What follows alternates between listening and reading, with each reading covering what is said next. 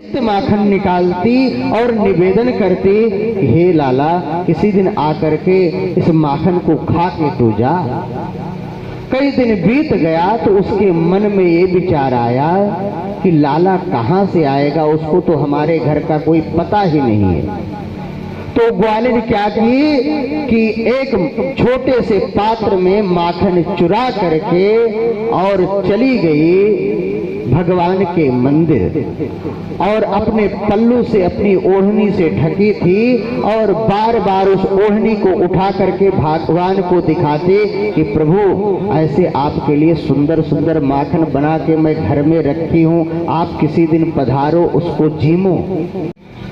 ये हमारे घर में आता है और माखन जो है चुरा चुरा के खाता है।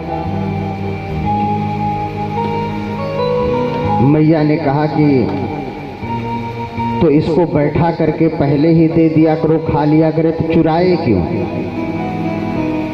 उस गोपी ने कहा कि यशोदा, मैंने इसको दिया माखन ताजा ताजा निकाल करके और इसको एक पीढ़े पर बढ़िया बैठा करके जब माखन दिया तो बड़े तेज से डांट करके और वहां से भगे। भगवान ने कहा कि अरे गोपी, तू क्या मुझे समझती है मैं भुक्कड़ हूँ कि तेरे यहाँ जो है क्या नाम है, तेरे देने पर मैं मक्खन खाऊंगा? अरे हमारे घर पे मक्खन की कोई कमी है? हमारे बाबा के यहाँ 10 लाख गैया हैं, हम तेरे घर का मक्खन दिया हुआ नहीं खाएंगे, हमारी मर्जी करेगी तब खाएंगे। और इतने पर दूसरी सखी कहती है, अरे यशोदा, मेरी भी बात सुन, ये मक्खन चुरा के जब खाता है तो खुद तो खाता है और खाने के बाद अपने ग्वाल बाल अर्थात सखाओं को भी खिलाता है। माखन चोरी करने के लिए गए और गोपी ने माखन देने से मना कर दिया तो उसकी बेटी जो थी वो चारपाई पर लेट करके सो रही थी।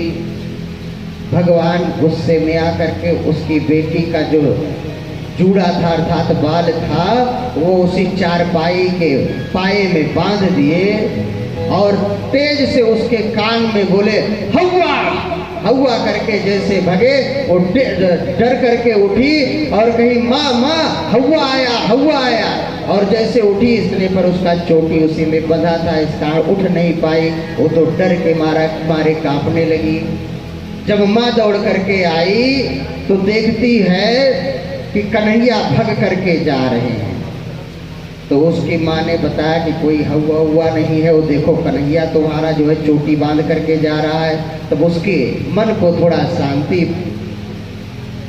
मिली और भगवान ऐसी दिव्य लीला माखन चोरी की पूरे गोकुल में कर रहे हैं। पाल तेरो घर आवत है,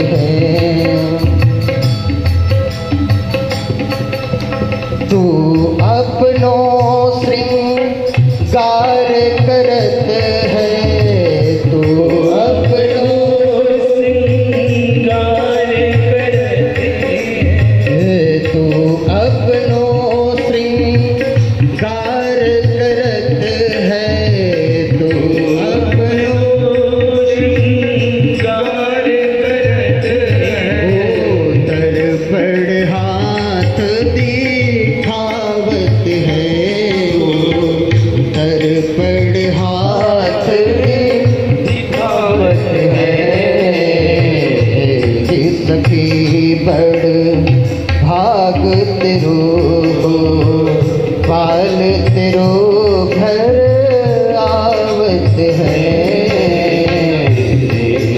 सखी बड़ भाग तेरो। ये रास 6 महीने तक चलता गया और पूरी सृष्टि का क्रम वहीं पर ठहर गया।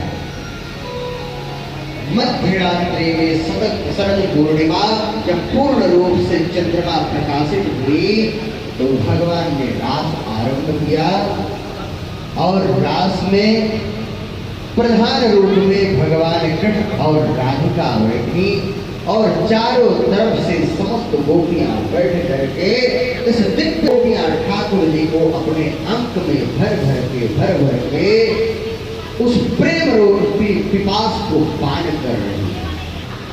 समय चलता गया और धीरे धीरे जब रास में भगवान शिव नृत्य कर रहे थे इतने पर एकाएक जो है भगवान शिव के सर से जो पल्लू था वो सरक गया और इतने पर भगवान कृष्ण ने उनको देख लिया और देख करके जैसे ही भगवान कृष्ण उनको पकड़ने के लिए दौड़े भगवान शिव वहीं से अंतर ध्यान हो गए।